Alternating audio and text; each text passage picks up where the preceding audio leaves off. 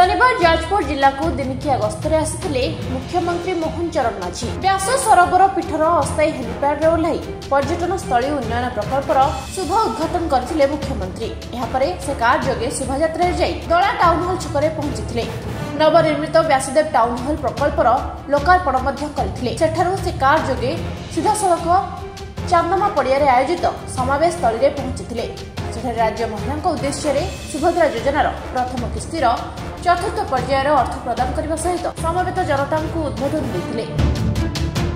सामिल होते राज्य समवाय और बयन शिल्प मंत्री प्रदीप बड़सामंत, जाजपुर सांसद रविनारायण बेहरा, कोरई विधायक आकाश दास नायक, धर्मशाला विधायक हिमांशु शेखर साहू, बड़चना विधायक अमर नायक, व्यासनगर पौराध्यक्षा संगीता पिंगुआ, डीजीपी वाईवी खुरानिया, जाजपुर जिलापाल P Anwesha Reddy, SP S Pratap Simal समेत बहु वरिष्ठ प्रशासनिक अधिकारी। ओडिशा रे नुआ सरकार आसिला परे शपथ नेबार गोटिए घंटा परे आम सरकार निष्पत्ति नैथिले जो मुख्य चारोटी प्रस्ताव उपरे अनुमोदन करथिले सेमानक भितर सुभद्रा योजना अन्यतम।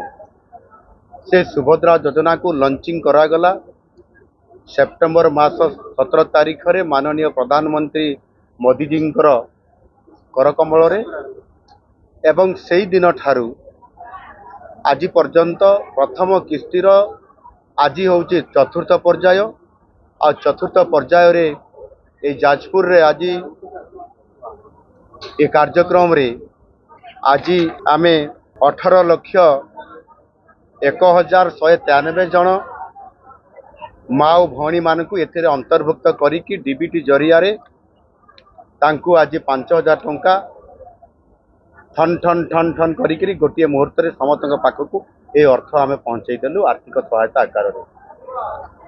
निश्चित भाव में महिला मानकु सशक्तिकरण करबा पई ये होची वास्तव सहायता महिला मानकु।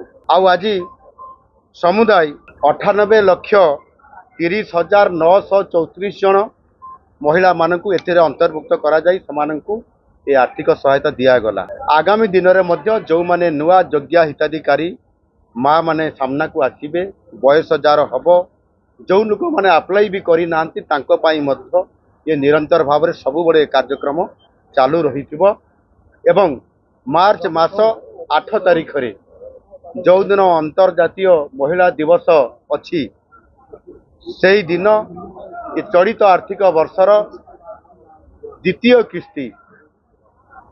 किस्ती आमे एका बेड़े के गोटे सुइज रे 1 कोटी अधिक महिला को पुणी आउ थे ठन ठन करी आर्थिक सहायता जोगई देबू। Bureau report Vishwavani